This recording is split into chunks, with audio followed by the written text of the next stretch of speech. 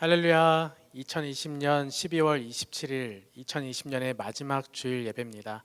오늘도 변함없이 은혜의 자리로 하나님께 나아오신 여러분들을 환영하고 축복합니다. 하나님께서 우리의 나날들을 다 기억하시고 선하신 길로 인도하신 줄로 믿습니다. 그 하나님께 예배로 나아가겠습니다. 다 함께 묵도하심으로 예배드리도록 하겠습니다.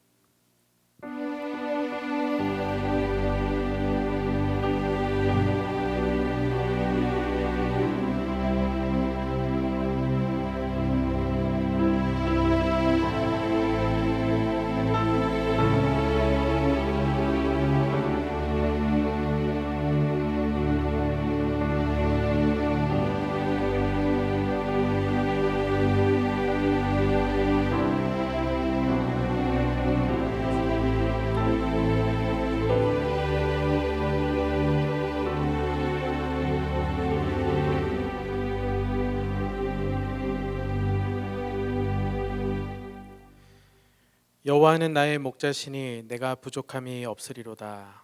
아멘.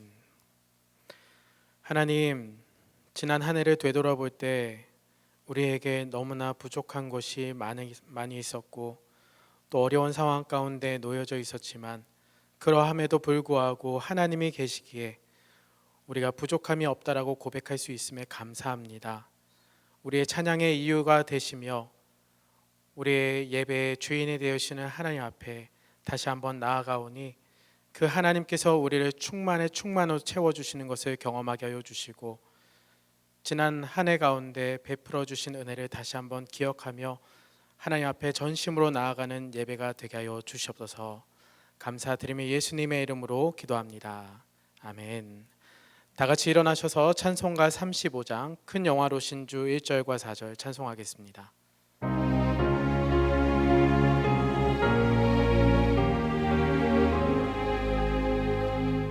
큰 영화로신 주 이곳에 오셔서 이 모인 자들로 주 백성 삼으사 그 중에 항상 계시고 그 중에 항상 계시고 큰 영광 나타내소서.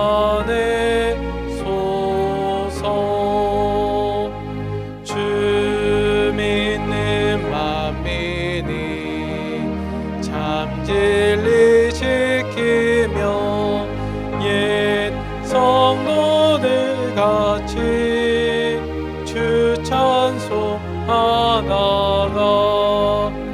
저 천국 보좌 앞에서 저 천국 보좌 앞에서 늘 찬송하게 하소서.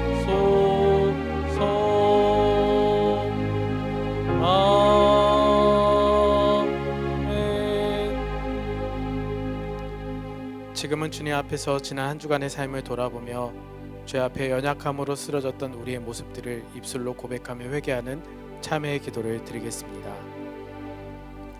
주님, 부족하고 연약한 우리의 모습 주님께서 다시 한번 붙잡아 주시고 주님 앞에 나오게 하시니 감사합니다. 아버지 하나님, 우리를 용서하여 주시옵소서. 그 한량 없으신 구속의 은혜로 예수 그리스도의 보혈의 은혜로 우리가 다시 한번 주 앞에 깨끗게 나아가게 하여 주시고 예배하는 모든 심령들 가운데 옥토와 같은 마음의 밭을 정결한 마음을 허락하여 주셔서 주님 기뻐하시는 그런 은혜를 누리는 예배가 되게 하여 주시옵소서. 예수님의 이름으로 기도드립니다. 아멘. 다 같이 사도신경으로 우리 신앙을 고백하겠습니다. 전능하사 천지를 만드신 하나님 아버지를 내가 믿사오며 그 외아들 우리 주 예수 그리스도를 믿사오니 이는 성령으로 잉태하사 동정녀 마리아에게 나시고 본디오 빌라도에게 고난을 받으사 십자가에 못 박혀 죽으시고 장사한 지 사흘 만에 죽은 자 가운데서 다시 살아나시며 하늘에 오르사 전능하신 하나님 우편에 앉아 계시다가 저리로서 산자와 죽은 자를 심판하러 오시리라. 성령을 믿사오며 거룩한 공회와 성도가 서로 교통하는 것과 죄를 사하여 주시는 것과 몸이 다시 사는 것과 영원히 사는 것을 믿사옵나이다. 아멘. 성시 교독하겠습니다. 교독문 49번. 교독문 49번 시편 108편입니다. 교독문 49번 시편 108편입니다. 하나님이여 내 마음을 정하여 싸우니 내가 노래하며 나의 마음을 다하여 찬양하리로다. 비파야 수구마 깰지어다. 내가 새벽을 깨우리로다. 여호와여 내가 만민 중에서 주께 감사하고 문나라 중에서 주를 찬양하오리니 주의 인자하심이 하늘보다 높으시며 주의 진실은 궁창에까지 이르나이다. 하나님이여 주는 하늘 위에 높이 들리시며 주의 영광이 온 땅에서 높임을 받으시기를. 다 같이 있습니다. 주께서 사랑하시는 자들을 건지시기 위하여 우리에게 응답하사 오른손으로 구원하소서. 아멘. 자리에 앉으셔서 찬송가 301장 지금까지 지내온 것 찬송하겠습니다.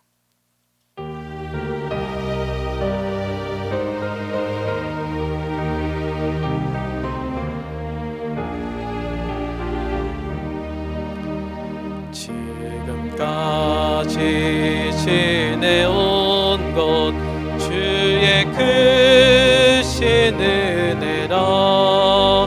한이 없는 주의 사랑 어찌로 말하랴. 자나깨나 주의 손이 항상 살펴주시고 모든 일을 주 안에서 형통하게 하시네. 몸도 마음도 연약하나 세임받아 살았네.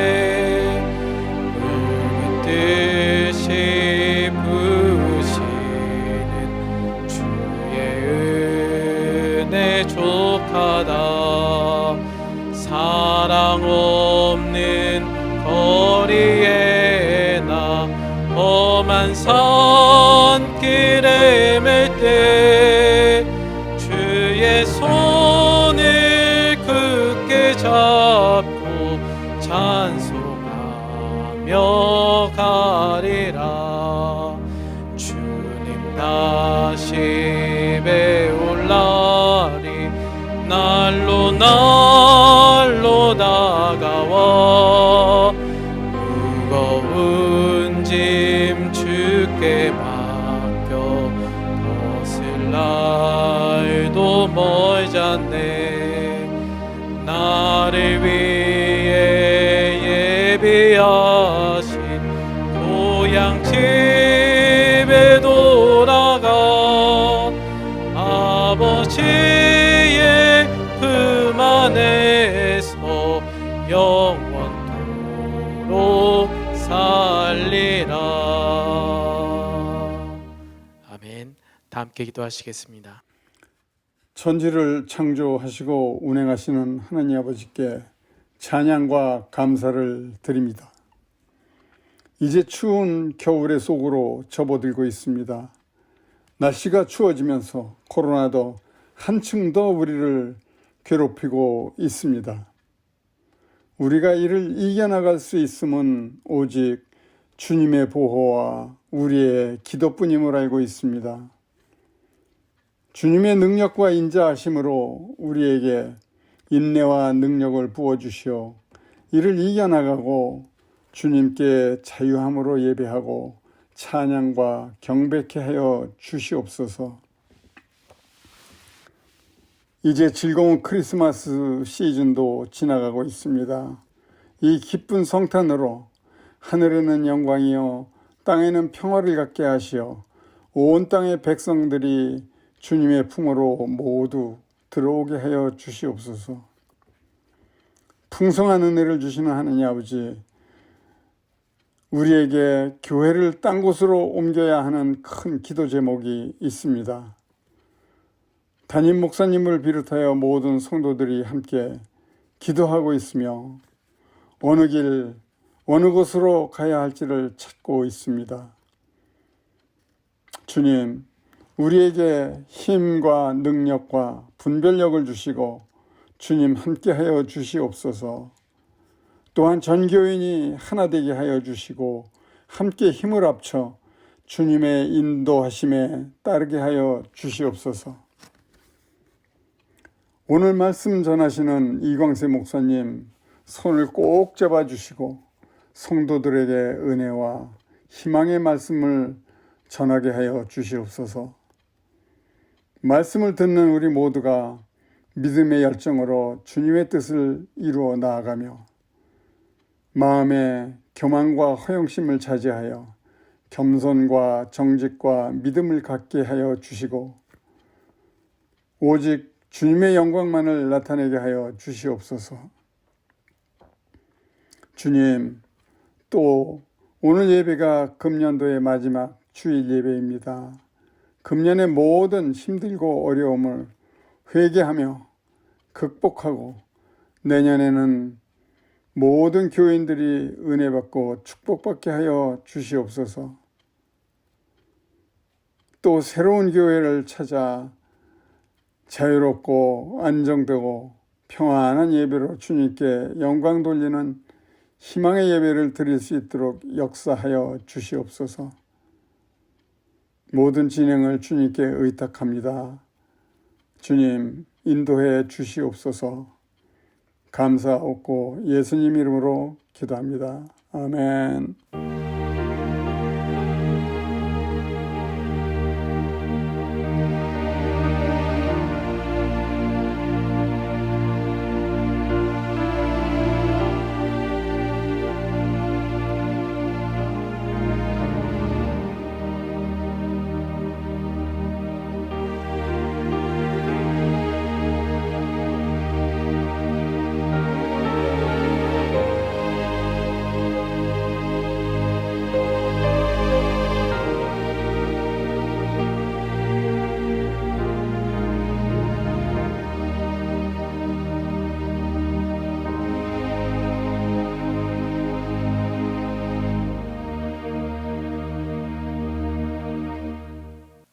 할렐루야, 반갑습니다. 오늘 2020년 12월 마지막 주 예배 오신 모든 분들을 사랑하고 축복합니다. 우리 옆 사람 혹시 같이 계시는 분 계시면 우리 인사하도록 하겠습니다. 지금까지 지내온 것이 하나님의 은혜입니다. 이렇게 인사할까요? 지금까지 지내온 것이 하나님의 은혜입니다. 네, 그렇습니다. 2020년간 참 많은 우여곡절이 있었지만 하나님께서 우리를 돌보셨습니다. 광고 드리겠습니다. 우리 예배 안내 주보 참조해 주시면 되겠고요. 특별히 이번 주 목요일은 송구영신 예배가 저녁 11시에 줌으로 있습니다. 줌 링크는 그 전에 보내드렸던 문자와 같은 링크거든요. 그래서 그 속으로 들어오셔서 줌으로 연결하셔도 되고요. 그리고 아니면 또한 홈페이지에 줌 링크를 올려놓겠습니다. 그래서 그것을 클릭하셔서 들어오셔도 될 것 같습니다. 세븐 챌린지 광고입니다. 우리 11월 17일부터 이번 주까지 세븐 챌린지 히브리서 7독 읽기 운동인데요. 여러분 히브리서 완독하신 분 벌써 이제 사진 찍어서 보내주신 분들이 계시는데 그렇게 통독 카드를 사진으로 찍어서 카톡이나 문자로 보내주시면 되겠습니다. 신년 특세 광고입니다. 1월 4일부터 16일까지 2주간 줌으로 진행됩니다. 신년 특세에 여러분들이 기도 제목을 기도 카드에 작성하신 다음에 또한 카톡으로 혹은 문자로 보내주시면 계속해서 우리 기도회 가운데 기도해 드리도록 하겠습니다. 꼭 기억해 주시고 참석해 주시면 좋겠습니다. 오늘 공동의회가 있습니다. 11시 예배 이후에 바로 그 자리에서 금년 재정 보고 및 내년도 계획 예산을 하는 그런 공동의회가 있습니다. 여러분 참석해 주시고요. 그리고 그 이후에는 우리 교회 이전을 위한 준비팀 우리 모임이 있는데요. 우리 모든 장로님들과 안수 집사님들은 반드시 참석해 주시고 그리고 관심 있으신 분들은 참석해 주셔도 될 것 같습니다. 예배당 이전 광고입니다. 오늘 주보에 삽지로 들어간 그 기도 카드를 참조하시면서 각자 계신 곳에서 계속해서 중보 기도 부탁드립니다. 기도가 우리의 모든 것을 바꾸고 또 하나님께서 우리에게 기도를 통해서 좋은 것으로 인도하여 주실 줄 믿습니다. 자, 마지막 권고입니다. 좀 안타까운 소식인데요. 우리 그동안 우리 갈릴리 은혜교회에서 약 2년간 저희 교회를 섬겨주셨던 우리 신범수 부목사님께서 오늘부로 사임하십니다. 앞으로 그의 사역 가운데 하나님께서 놀라운 은혜가 있기를 같이 기도해 주시면 좋겠고요. 우리 이 시간에 우리 목사님 나오셔서 잠깐 인사를 드리도록 하겠습니다. 약 2년 정도 사역을 여러분들과 같이 하면서 너무 감사한 것이 많았고 제가 사랑을 너무 많이 받았습니다. 이렇게 광고하는 것이 또 갑작스럽게 또 들리실지는 모르지만 미리 교회와 목사님께는 말씀드렸던 내용인데 제가 드릴 말씀이 부족한 저를 또 도와주시고 또 사랑해 주시고 또 저희 가족들 또한 사랑을 참 많이 받은 것 같습니다. 좋은 기억 가지고 또 이 갈릴리 은혜교회 지금 중요한 문제 앞에 있는데 한 마음으로 같이 기도하면서 응원하고 또 기도하도록 하겠습니다. 그동안 베풀어 주신 은혜 감사드리고 하나님께도 또 갈릴리 은혜교회에서 함께 사역하게 해주신 하나님께도 감사의 마음을 드리면서 인사드리겠습니다. 감사합니다. 우리 이 시간에 다 같이 잠깐 그 자리에서 기도하기 원합니다. 우리 신범수 목사님 하나님의 계획이 있으셔서 또 다른 스텝으로 그렇게 가시게 되는데 우리가 이 시간에 마음을 모아서 우리 집 목사님의 앞길 가운데 그 가정의 앞길 가운데 하나님께서 한 걸음 한 걸음 인도해 주시기를 우리 이 시간에 다 같이 마음을 모아서 기도하기 원합니다. 다 같이 기도하겠습니다. 하나님 아버지 참으로 감사드립니다. 하나님 아버지 우리 사랑하는 신 목사님 그리고 사모님 그리고 우리 은율이 지아 은찬이 가운데 하나님께서 놀라운 은혜를 더하여 주시옵소서. 아버지 하나님의 계획이 있으셔서 그 자리를 옮겨주시지만 우리가 아쉬운 마음을 뒤로 하고 아버지 하나님 기도하며 그의 길을 축복하기 원합니다.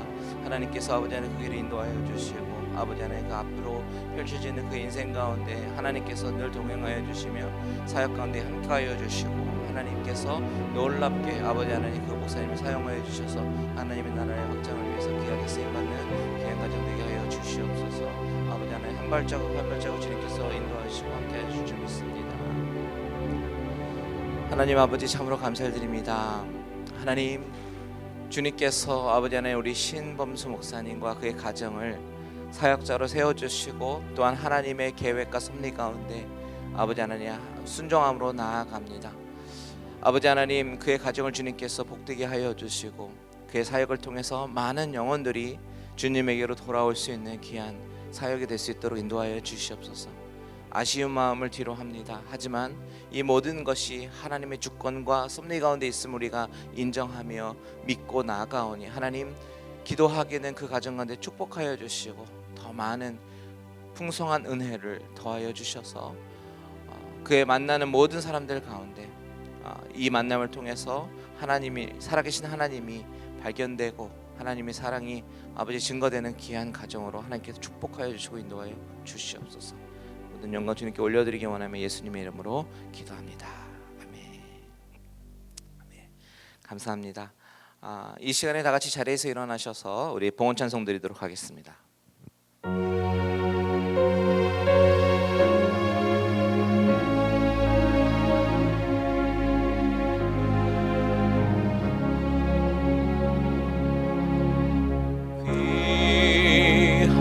귀하신 주여 날 붙드사 주께로 날마다 더 가까이 저 하늘나라 나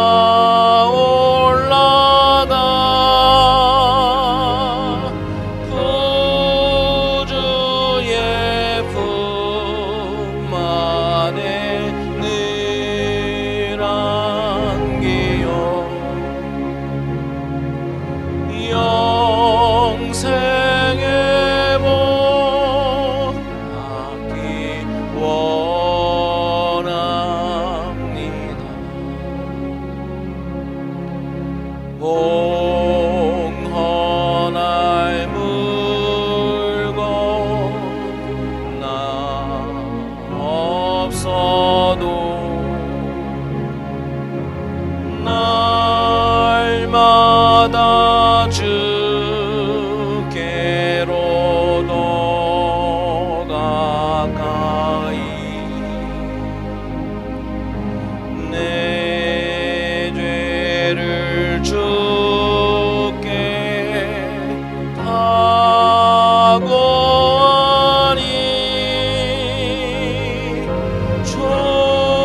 주님의 보혈로 날 씻으사 눈보다 더 희게 하옵소서.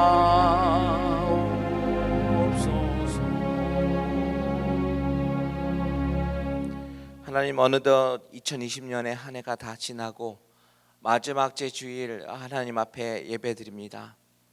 하나님, 오늘 이 예배가 우리의 신령과 진정을 다하여 하나님께 최고의 영광이 되는 그런 예배가 되게 하여 주시옵소서. 아버지 하나님, 지난 1년을 돌아보면서 하나님께서 베푸신 은혜에 감사하며 감격하며 또한 그 하나님의 은혜가 내년 가운데에서도 동일하게 이루어지기를 간절히 소원하며 하나님 앞에 예배드립니다. 아버지 하나님, 오늘 이 예배 가운데 하나님께서 임재하여 주시고 하나님의 사랑과 은혜가 충만히 경험되어지는 귀한 예배가 되게 하여 주시옵소서. 하나님 앞에 나아가면서 예물을 들고 나아가는 손길을 기억하여 주시옵소서. 분명히 우리는 어려운 시간을 보내고 있지만 그 가운데서도 주님을 사랑하는 마음으로 예물을 가지고 나아가는 모든 성도님들의 심령마다 하나님께서 크신 은혜 허락하여 주시고, 아버지 하나님, 늘 하나님께서 주시는 그 격려함과 위로함으로 다시 한번 꿋꿋하게 일어나 하나님을 경배하기에 부족함이 없는 우리 모든 성도들 될 수 있도록 주님 인도하여 주시옵소서. 이 시간에 함께 하신 하나님께 모든 영광을 올려드리기 원하며 살아계신 예수님의 이름으로 감사하며 기도드렸습니다. 아멘. 다 같이 자리에 앉으셔서 우리 말씀을 나누도록 하겠습니다. 오늘 같이 나눌 말씀은요, 요한복음 우리 18장 12절에서 27절의 말씀입니다. 요한복음 18장 12절에서 27절의 말씀입니다. 다 찾으신 줄 알고 우리 한 절씩 교독하도록 하겠습니다. 이에 군대와 천부장과 유대인의 아랫사람들이 예수를 잡아 결박하여 먼저 안나스에게로 끌고 가니, 안나스는 그 해의 대제사장인 가야바의 장인이라. 가야바는 유대인들에게 한 사람이 백성을 위하여 죽는 것이 유익하다고 권고하던 자러라.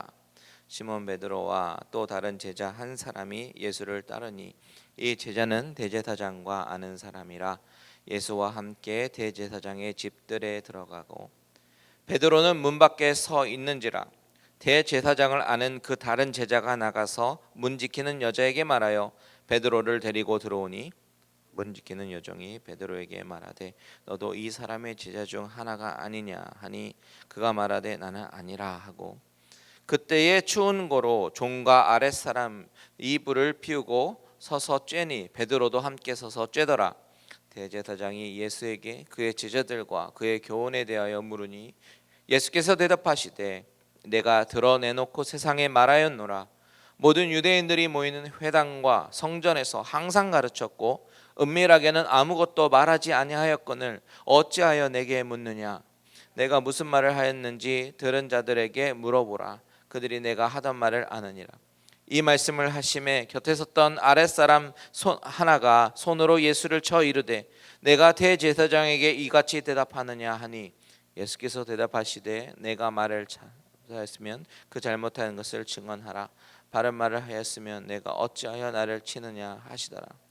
안나스가 예수를 결박한 그대로 대제사장 가야바에게 보내니라. 시몬 베드로가 가서 불을 쬐더니 사람들이 묻되 너도 그 제자 중 하나가 아니냐. 베드로가 부인하여 이르되 나는 아니라 하니, 대제사장의 종 하나는 베드로에게 귀를 잘린 사람의 친척이라. 이르되 내가 그 사람과 함께 동산에 있는 것을 내가 보지 아니하였느냐. 이에 베드로가 또 부인하니 곧 닭이 울더라. 아멘. 잠시 기도합니다. 하나님 아버지, 오늘도 동일하게 역사하신 하나님을 경험하길 원합니다. 우리의 마음을 열어주시고 우리의 영의 귀를 열어주시고 하나님의 말씀이 성령의 음성으로 내 귀에 들려지는 귀한 시간 되게 하여 주시옵소서. 예수님의 이름으로 기도합니다. 아멘. 성경이 참으로 신비한 책인 것이요, 참으로 희한하게 우리의 마음을 후벼 파는 능력이 있습니다. 우리의 민낯을 보게 하고 나의 밑바닥을 보게 합니다. 인간이란 이렇게 형편없는 존재구나, 이것을 자꾸 깨닫게 하면서 분명히 달갑지 않고 유쾌하지는 않지만 자꾸만 내 모습, 나의 실제를 보게 만듭니다. 그것이 성경의 신비한 능력이에요. 성경 말씀이 그러한 능력을 가진 것은 바로 지금도 살아서 역사하시는 그 하나님이, 그 하나님의 살아있고 운동력이 있는 그 말씀이기 때문입니다.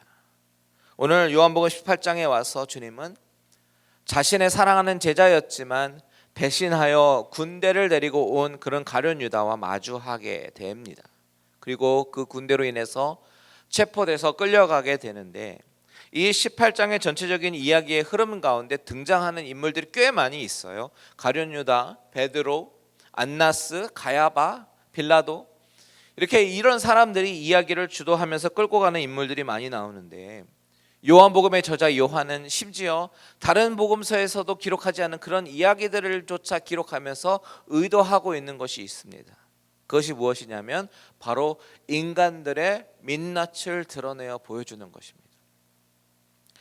유다의 모습을 통해서, 베드로의 모습을 통해서, 안나스의 모습을 통해서, 빌라도의 모습을 통해서 저자 요한은 인간이 바로 이렇게 형편없는 존재다라는 것을 고발하고 있습니다. 이 18장의 말씀을 우리가 묵상하면서 나눌 때에 저와 여러분 가운데 성령님께서 감동시키셔서 나는 과연 어떤 사람인가, 이 질문을 스스로 던지면서 나의 민낯을 발견하고 스스로 돌이켜서 하나님이 원하시는 그런 자녀의 모습으로 다짐하며 헌신하시는 그런 저와 여러분들 되시기를 주님의 이름으로 축원드립니다. 지난 시간에 주님은 가룟 유다와 그와 함께 온 로마 군대 수백 명에 의해서 잡히시게 되는 장면을 우리는 살펴보았습니다. 그들의 손에는 무기가 들려 있었고 수백 명의 군인들이 몰려왔을 때는 사실 어떤 누구든지 다 주눅이 들고 두려워할 수밖에 없는 그런 상황이었습니다. 그런데 주님은 당당하셨고 내가 바로 너희가 찾는 그 사람이다 라고 말씀하시면서 스스로 아주 당당하게 자신을 드러내셨죠. 하지만 주님은 끝까지 제자들을 사랑하시고 자신이 하신 말씀을 성취하시기 위해서 제자들이 가는 것은 용납하라 라고 말씀하셨습니다. 뿐만 아니라 자기의 분을 참지 못하고 칼을 휘둘러 말고의 길을 떨어뜨렸던 베드로에게 주님은 뭐라고 말씀하셨냐면 아버지께서 내게 주신 잔을 내가 마시겠다라고 말씀하셨습니다. 저와 여러분이 마셔야 할 그 하나님의 진노의 잔, 형편없이 죄 가운데 사는 저와 여러분이 마셔야 하는 그 진노의 잔을 주님은 우리를 대신하여 마셨으므로 우리는 구원의 잔을 들게 되었다라는 사실 또한 우리는 나누었습니다. 이 모든 것이 하나님의 구원의 계획과 섭리 가운데 진행되는 일이에요. 누구 때문입니까? 바로 저와 여러분 때문에. 오늘 본문 말씀 속에 이제 주님은 안나스에 끌려가는 모습이 나오게 되는데요. 이제 주님은 신문을 받기 위해서 그 수백 명의 군대들에게 끌려서 안나스에게로 끌려갑니다. 12절에서 14절을 읽겠습니다. 시작. 이에 군대와 천부장과 유대인의 아랫사람들이 예수를 잡아 결박하여 먼저 안나스에게로 끌고 가니 안나스는 그 해의 대제사장인 가야바의 장인이라. 가야바는 유대인들에게 한 사람이 백성을 위하여 죽는 것이 유익하다고 권고하던 자라라. 자, 우선 오늘 본문에 등장하는 안나스는 누구일까요? 안나스에 대해서 오늘 본문이 기록하고 있는 것은 13절에 그 해의 대제사장인 가야바의 장인이라고 소개합니다. 그런데 사실 안나스는 대제사장의 그 장인 그 이상의 인물입니다. 한낱 대제사장의 장인이 예수를 끌고 가서 법정에서 청문회를 하고 신문을 할 이유가 전혀 없기 때문이죠. 누가복음 3장 2절에 보면요, 안나스와 가야바가 대제사장으로 있을 때에 라고 말을 합니다. 또한 사도행전 4장 5절 6절에도 이렇게 얘기하죠. 이튿날 관리들과 장로들과 서기관들이 예루살렘에 모였는데 대제사장 안나스와 가야바와 요한과 알렉산더와 및 대제사장의 문중이 다 참여하여. 자, 이 두 구절에서요, 대제사장 안나스와 가야바라고 나오죠. 근데 이상하지 않습니까? 우리가 잘 알듯이 대제사장은 한 명일 수밖에 없잖아요. 대제사장은 아론으로부터 시작해서 1년에 한 번 속죄일에 백성들의 죄를 가지고 용서를 구하기 위해서 지성소에 들어갑니다. 그런데 누가복음과 사도행전에서 대제사장 안나스와 가야바 이 두 사람이 같이 등장하는 이유는 바로 전현직 대제사장이기 때문입니다. 기록에 의하면 안나스는 빌라도의 전임자였던 발레리우스 그라투스에 의해서 해임이 됩니다. 그때까지 안나스는 9년간 대제사장직을 맡고 있었어요. 원래 율법에 의해서는 대제사장직은 종신직이지만 그 당시 로마의 지배를 받았던 당시에는 로마 정부에 의해서 대제사장이 임명되기도 하고 해임되기도 했습니다. 그 가운데 안나스는 자기 민족을 등에 업고 로마 제국에 아부를 해서 대제사장 자리를 얻어낸 사람입니다. 물론 대제사장 가문이었지만 로마의 후광을 입고 대제사장이 되었고, 또는 그가 그 권력을 유지하기 위해서 그의 아들들과 사위인 가야바에게 계속해서 대제사장직을 맡게 했습니다. 비록 지금 그가 전직 대제사장이고 사위인 가야바가 현직 대제사장이지만 사람들의 시각에서는 안나스는 여전히 대제사장입니다. 7세라는 이야기죠. 가야바 배후에 있는 실제적 세력이 바로 안나스였던 것입니다. 그는 9년 동안이나 대제사장 행세를 하면서 아들 넷과 사위를 전부 대제사장으로 만든 사람이에요. 여러분, 어떻게 대제사장 자리를 아부를 해서 얻어내고 자녀들에게 물려줄 수 있습니까? 그동안 그가 했었던 일은 예루살렘 성전에서요, 사람들에게 장사를 하게 해줬습니다. 그리고 그 대가로 돈을 받고 자신의 재산을 쌓았던 인물입니다. 지금 본문에 나오는 당시에는 면직이 되어 있는 상태지만 안나스는 예수님을 체포해서는 자기 집으로 끌고 오게 했습니다. 여러분 생각해 보세요. 그럴 자격도 권리도 없는 사람이 예수님을 자기 집으로 체포합니다. 그리고 신문하고 청문회를 가집니다.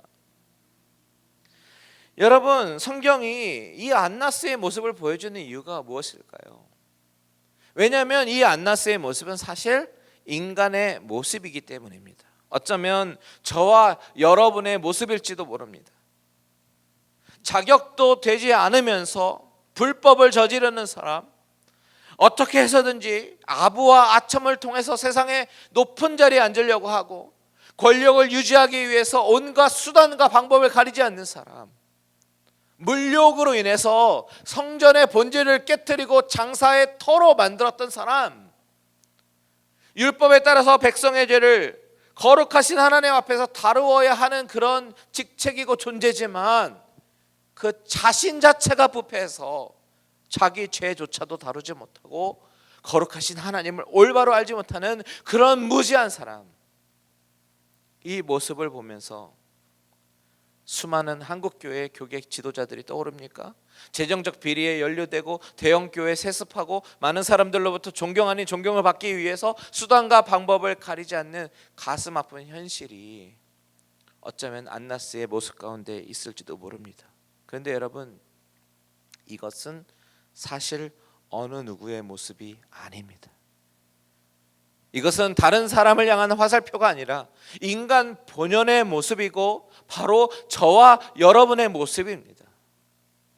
성경은 인간이 원래 그런 악한 존재임을 드러내고 있는 거예요. 솔직히 생각해 보세요. 안나스처럼 저와 여러분은 물욕이 있는 사람 아닙니까? 어떻게 해서든지 권력을 추구하려고 하고, 내가 사실 내면은 죄로 가득 차 있지만 겉으로는 마치 거룩한 척 가면을 쓰고 살고 있는 모습이 바로 나의 모습은 아니냐고요. 다들 돌아보기보다는 다른 사람을 건수를 잡아가지고 흠을 캐려고 하고 내가 재판관이 되어서 판단하려고 하고 그러진 않습니까? 여러분, 저는요, 이 무릎에 저는 아닙니다. 나는 목사인데 내가 어떻게 그래요? 라고 대답 못 하겠습니다. 나에게도 이렇게 더럽고 치사하고 흉측스러운 모습이 있습니다. 사실인 걸 어떡합니까? 본문에서 나오는 안나스의 모습은 이런 자신이 죄인의 모습에도 불구하고 마치 자기는 거룩한 사람인 양 예수님을 신문하기 시작합니다. 어떻게 해서든지 죄를 찾아내려고 합니다. 19절을 보십시오. 같이 있습니다. 시작. 대제사장이 예수에게 그의 제자들과 그의 교훈에 대하여 물으니, 여기서 대제사장은 전직 대사장인 안나스를 가리킵니다. 이것을 어떻게 알 수 있냐면 안나스가 계속해서 질문하다가 자기 뜻대로 되지 않고 죄를 찾을 수 없으니까 24절에 뭐라고 얘기합니까? 24절에 안나스가 예수를 결박한 그대로 대제사장 가야바에게 보내니라. 안 되니까 현직 대제사장 가야바에게 보내는 것입니다. 안나스가 19절에 묻습니다. 예수님의 교훈과 제자들에 대해서 묻습니다. 그런데 여러분, 이것 자체가 사실은 불법입니다. 왜냐하면 이 법정이 열린 시간 때문에 그래요. 유대법에 의하면요, 법정은 낮에 열려야 합니다. 그런데 지금 이 시간은 늦은 밤입니다. 로마 병정들이 횃불을 들고 왔고 지금 뜰에 사람들도 불을 쬐고 있습니다. 베드로도 같이 불을 쬐고 있었습니다. 이 법정이 열린 시간 자체가 불법입니다.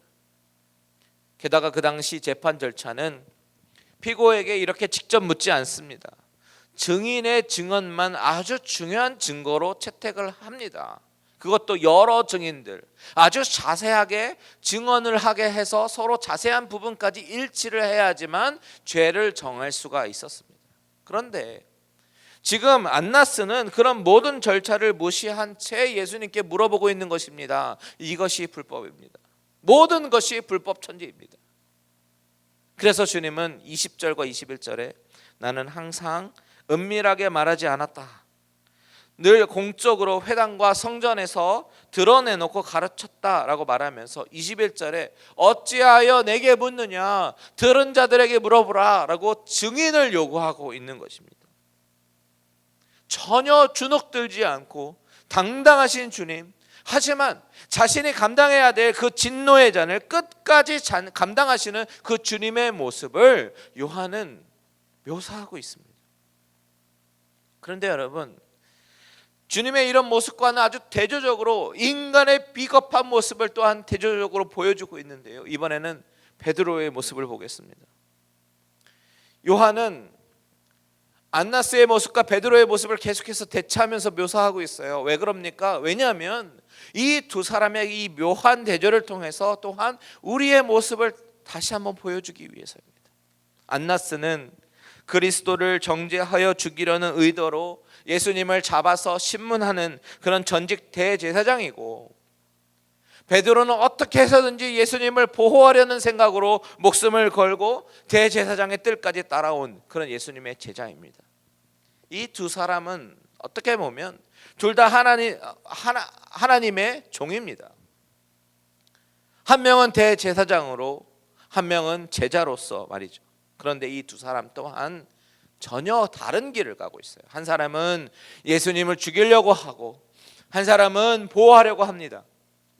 한 사람은 이스라엘 최고의 지도자였고, 한 사람은 한낱 갈릴리에서 물고기를 잡아 생계를 유지하는 어부입니다.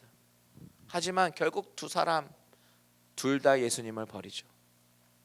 한 사람은 재판하고 정죄함으로써 예수님을 버리고, 또 한 사람은 배신을 하고 예수님을 부인함으로 예수님을 버립니다. 무엇을 얘기하고 있는 거예요? 바로 그들이 본질상 다르지 않은 똑같은 인간이다라는 것을 말해주고 있는 거예요. 여러분, 베드로의 모습을 보십시오. 너무나도 잘 아는 유명한 장면이죠. 15절에서 18절까지 우리 같이 있습니다. 시작. 시몬 베드로와 또 다른 제자 한 사람이 예수를 따르니 이 제자는 대제사장과 아는 사람이라 예수와 함께 대제사장의 집들에 들어가고 베드로는 문 밖에 서 있는지라. 대제사장을 아는 그 다른 제자가 나가서 문 지키는 여자에게 말하여 베드로를 데리고 들어오니 문지키는 여종이 베드로에게 말하되 너도 이 사람의 제자 중 하나가 아니냐 하니 그가 말하되 나는 아니라 하고 그때가 추운 고로 종과 아랫 사람들이 불을 피우고 서서 쬐니 베드로도 함께 서서 쬐더라. 불을 쬐고 있는 베드로, 그의 심정은 어떨까요? 지금 그가 여기까지 들어온 이유가 무엇이에요? 바로 예수님을 지키고 싶었기 때문입니다. 15절에 보면 시몬 베드로와 또 다른 한 제자라고 나오는데 그가 누구인지는 사실 본문의 흐름상 중요한 것이 아니기 때문에 집중하지 않고 넘어가겠습니다. 지금 베드로의 동선을 보면 예수님을 따라가고 있습니다. 지난주에 살펴본 것처럼 수많은 군사들이 몰려와서 예수를 따르는 것 같은 사람이면 다 모조리 잡으려고 했었던 것 같아요. 마가복음 14장에 나왔던 그 청년, 헛 이불을 벗어버리고 알몸으로 도망간 청년의 기록을 통해서 그 당시의 긴장감을 볼 수 있었죠. 그런데 베드로는 마치 자기는 예수님의 제자가 아닌 것처럼 예수님을 따라가고 있었습니다. 15절에 또 다른 제자, 이 사람은 대제사장과 잘 아는 사이였기 때문에 대제사장 뜰에 먼저 들어갑니다. 근데 여기서 대제사장은 안나스를 말하는 것이에요. 만약에 현직 대제사장이었다면 가야바를 말하는 거였더라면 문을 지키는 사람이 여자일 수가 없기 때문입니다. 남자만 들어갈 수 있어요. 그런데 16절에 보면 문을 지키는 여자라고 말을 하잖아요. 그 다른 제자가 먼저 들어갔고 베드로는 문 밖에 있었습니다. 그러다가 그 제자가 문 지키는 여자에게 말해서 베드로도 뜰 안으로 데리고 들어갑니다. 그때 그 여종이 물어봅니다. 너도 이 사람의 제자 중 하나가 아니냐? 여러분, 이 질문은 사실은 적대적인 질문이 아닙니다. 따지는 질문이 아닙니다. 적대적인 질문인지 확인차 질문하는 건지 원어를 보면 정확하게 알 수 있는데 그 말을 직역하면 이렇습니다. 분명히 너도 이 사람의 제자들 중에 하나는 아니겠지? 그렇지? 라고 물어보고 있는 것이에요. 이 여종의 질문은 결코 적대적인 질문은 아니었지만 베드로는 자신이 말고의 길을 자른 사건, 많은 사람들이 봤을 거고 자기는 그것 때문에 사람들의 어텐션을 받았을 것이고 자기를 알아보는 사람이 혹시나 있을지도 모른다는 그런 생각에 아니다라고 대답했습니다. 주눅들은 모습입니다. 그리고 나서 거기서 불을 쬐고 있는 베드로는 어떤 심정일까요? 불을 쬐면서 예수님을 지키고 싶었지만 지킬 수 없는 그 현실 앞에서 낭망하고 있지는 않았을까요? 그리고 나서 저자 요한은 안나스의 뜰에서 신문을 받으시면서 당당하게 증인들에게 물어보라라고 주님의 기사를 기록하고 다시 이제 베드로 이야기를 시작합니다. 왜 그렇게 이야기를 막 섞였을까요? 베드로 이야기 나오다가 주님께서 법정에서 신문 받으시는 이야기 나왔다가 다시 베드로 이야기가 또 나옵니다. 왜 이렇게 이야기가 섞였을까요? 바로 예수님이 제자들을 지키시며 당당했던 그런 모습과 예수님을 지키겠다고 호언장담했지만 지금은 예수님의 제자로 몰려서 주눅이 들고 배신하는 그 베드로의 모습을 대조하기 위해서입니다. 25절에서 27절을 같이 읽겠습니다. 시작. 시몬 베드로가 서서 불을 쬐더니 사람들이 묻되 너도 그 제자 중 하나가 아니냐? 베드로가 부인하여 이르되 나는 아니라 하니 대제사장의 종 하나는 베드로에게 귀를 잘린 사람의 친척이라 이르되 내가 그 사람과 함께 동산에 있는 것을 내가 보지 아니하였느냐? 이에 베드로가 또 부인하니 곧 닭이 울더라. 25절에 보니까요, 같이 불을 쬐는 사람이 물었습니다. 너도 그 제자 중 하나가 아니냐? 베드로는 다시 한번 부인했습니다. 그리고 또다시 귀가 잘렸던 말고의 그 친척이 그를 알아보고 묻습니다. 내가 봤잖아요. 당신이 그 사람과 같이 동산에 있는 거 내가 봤잖아요 라고 얘기하니까 베드로는 다시 한번 부인했다라고 오늘 성경은 기록합니다. 그런데 이 같은 장면을 기록한 마태복음과 마가복음은요, 이 세 번째 주님을 부인하는 그 이 대목에서 베드로가 저주하고 맹세했다라고 말을 합니다. 아주 심하게 예수님을 버린 거예요. 그리고 나서 무슨 일이 일어납니까? 닭이 울었습니다. 이 장면을 누가복음의 기록으로 다시 한번 보겠습니다. 누가복음 22장 60절과 62절 다 같이 읽습니다. 시작. 베드로가 이르되 이 사람아 나는 내가 하는 말을 알지 못하노라 하고 아직 말하고 있을 때에 닭이 곧 울더라. 주께서 돌이켜 베드로를 보시니 베드로가 주의 말씀 곧 오늘 닭 울기 전에 내가 3번 나를 부인하리라 하심이 생각나서 밖에 나가서 심히 통곡하니라. 누가복음의 기록을 보면 베드로가 3번째 부인할 때에 대해서 좀 더 자세하게 기록합니다. 베드로는 이 사람아 라고 말을 하면서 나는 당신이 무슨 말을 하는지 도통 모르겠어 라고 말을 미처 마치기도 전에 닭이 울었다라고 얘기하고 있어요. 그런데 여기 61절을 보십시오.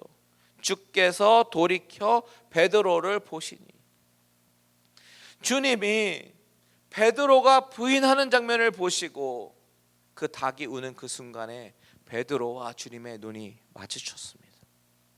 그때 주님이 3번 부인하리라 하신 말씀이 생각났어요. 베드로는 그 눈빛은 봐라 내 말이 맞지? 너가 날 부인할 거라는 말이 맞지? 하면서 야속한 눈빛으로 바라보는 그런 눈빛이 아닙니다. 그 눈빛은 신문을 받으시는 중에도 그 사랑하는 제자를 염려하시는 말할 수 없는 그 긍휼과 사랑의 눈빛이었을 거라고 저는 믿습니다. 주님은 끝까지 제자들을 보존하기 원하셨고 지키시고 보호하시기 원하셨습니다. 주님은 이 모든 것을 주관하고 계십니다. 통제하고 계십니다. 베드로의 부인까지도 주님은 컨트롤하고 계십니다. 왜요? 그들을 제자들을 보존하기 위해서. 당신이 하나님께 간구했던 그 말씀의 성취를 끝까지 이루기 위해서 주님은 베드로의 부인과 배신을 알았지만 오히려 그것을 주관하신다는 사실입니다. 그렇게까지 제자를 지키시기를 원하셨습니다. 베드로는 주님의 그 말씀이 생각나서 도저히 그 자리에 있을 수가 없어서 바깥으로 뛰쳐나가서 심히 통곡하고 울었습니다. 내가 주님을 배반했다고, 내가 죽더라도 주님을 지키겠다고 했는데 그랬던 내가 주님을 배반했다고 울었습니다.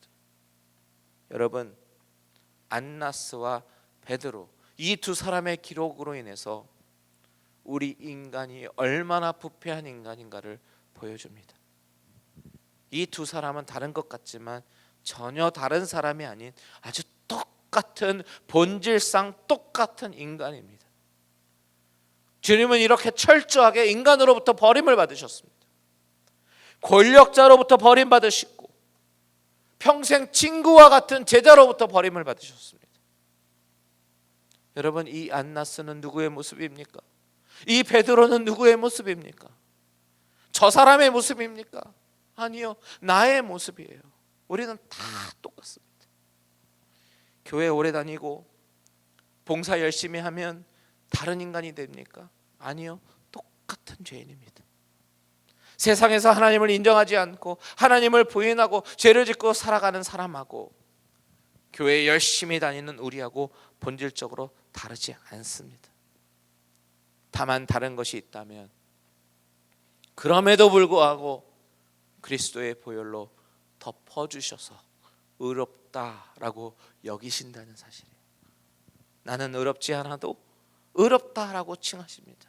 그리고 그 칭의로 말미암아 주님과 영원히 살 수 있는 은혜를 주셨다라는 사실이 다를 뿐입니다. 무엇이 우리를 다르게 만듭니까?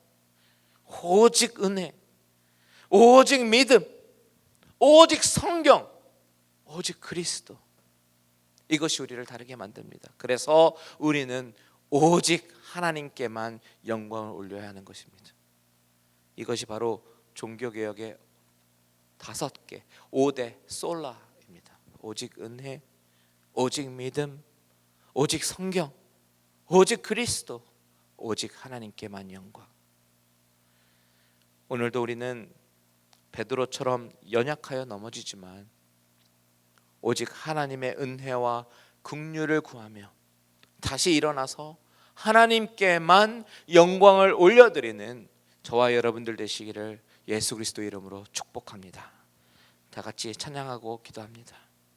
주여, 우리는 연약합니다. 우리는 오늘도 힘겨워하지만 나는 주님의 긍휼을 구하는 죄인이지만 주님만 바라보며 나아가길 원합니다. 다 같이 찬양으로 고백하고 기도합니다.